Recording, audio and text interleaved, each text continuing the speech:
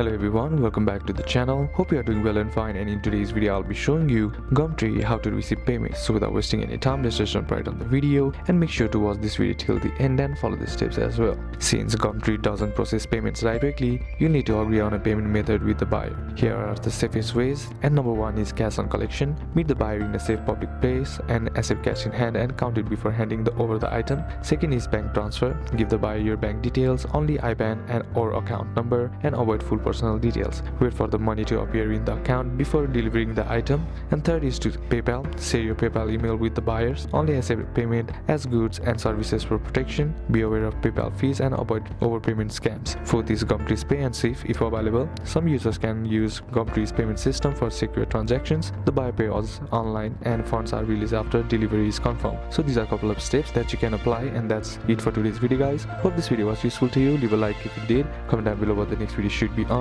Consider subscribing to the channel. Thanks for watching. Bye bye.